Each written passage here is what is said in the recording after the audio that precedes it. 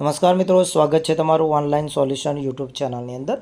મિત્રો, આજના વિડીયોની અંદર આપણે વાત કરીશું પ્રોત્સાહક સહાયક યોજના અંતર્ગત અનુસૂચિત જાતિના વિદ્યાર્થીઓ જેને હાલમાં ધોરણ 10ની એક્ઝામ આપેલી છે અને જેના 75% કે તેથી વધુ માર્ક્સ મળેલ છે તેવા વિદ્યાર્થીઓને આ પ્રોત્સાહક યોજના અંતર્ગત સહાય આપવામાં આવે છે અને એના માટેના ઓનલાઈન ફોર્મ આજથી શરૂ થઈ રહ્યા છે। તો આજના વિડીયોની અંદર આપણે વાત કરીશું કે કયા કયા વિદ્યાર્થીઓ આ યોજનાનો છે એ લાભ મેળવી શકશે અને લાભ મેળવવા માટે તેમને કયા કયા ડોક્યુમેન્ટ્સની જરૂર પડશે। તો ચાલો મિત્રો વિડીયોની શરૂઆત કરીએ।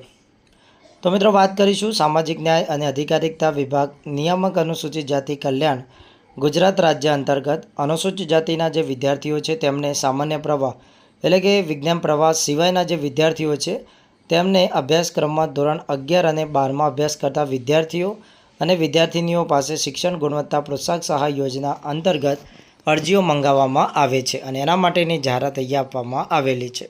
વાત કરીએ તો 2024ના વર્ષમાં ધોરણ 10ની ગુજરાત માધ્યમિક અને ઉચ્ચતર શિક્ષણ બોર્ડની પરીક્ષામાં પ્રથમ પ્રયત્ને પાસ થનાર અનુસૂચિત જાતિના વિદ્યાર્થીઓ અને વિદ્યાર્થિનીઓ માટે શિક્ષણ ગુણવત્તા પ્રોત્સાહક સહાય સામાન્ય પ્રવાહ સિવાયના એટલે કે વિજ્ઞાન પ્રવાહ સિવાયના જેની અંદર કોમર્સ અને સામાન્ય પ્રવાહ રહેશે એમના વિદ્યાર્થીઓ માટે આ યોજના છે ખાસ કરીને અમલમાં છે। આ યોજનાનો લાભ લેવા માટે અહીંયા નીચે મુજબની જે શરતો આપેલી છે એ શરતોને આધીન શૈક્ષણિક વર્ષ 2024-25 માટે અહીંયા મિત્રો જે વેબસાઇટ આપેલી છે એ samajkalyan.gujaratgovernment.in પોર્ટલ ઉપર તારીખ 5/7/2024થી તારીખ 31/8/2024 સુધી ઓનલાઈન અરજીઓ છે એ મંગાવવામાં આવી રહી છે। અહીંયા મિત્રો શરતોની આપણે વાત કરીએ તો પહેલી છે માર્ચ 2024માં ગુજરાત માધ્યમિક અને ઉચ્ચતર માધ્યમિક શિક્ષણ બોર્ડ દ્વારા ધોરણ 10નું પરિણામ જાહેર કરવામાં આવેલ છે અને આની અંદર પ્રથમ પ્રયત્ને જેને 75% કે તેથી વધુ માર્ક્સ એટલે કે ગુણ મેળવ્યા છે તેવા વિદ્યાર્થીઓને ધોરણ 11 સામાન્ય પ્રવાહ વિજ્ઞાન પ્રવાહ સિવાયના અભ્યાસક્રમમાં પ્રવેશ મેળવનાર અનુસૂચિત જાતિના વિદ્યાર્થીઓ અને વિદ્યાર્થિનીઓએ અરજી કરવાની રહેશે। ઓનલાઈન આવેલી અરજીઓ પૈકી ટકાવારીના ધોરણે પ્રથમ 100 વિદ્યાર્થીઓને મેરિટ લિસ્ટમાં સમાવેશ કરીને આ સહાય આપવામાં આવશે। આ યોજનામાં આવક મર્યાદા છે ₹6 લાખ કરતાં વધુ હોવી જોઈએ નહીં।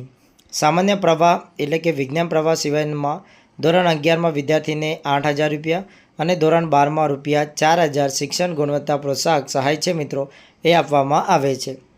જેમને ધોરણ 11માં સહાય મેળવેલી છે તેઓએ ધોરણ 12માં ટ્યુશન સહાય આપવામાં આવશે। 75%થી ઓછા ગુણ મેળવનાર વિદ્યાર્થીઓએ અરજી કરવી નહીં। અહીંયા મિત્રો પર્સન્ટાઇલ રેન્ક છે અને ધ્યાનમાં લેવામાં આવતા નથી।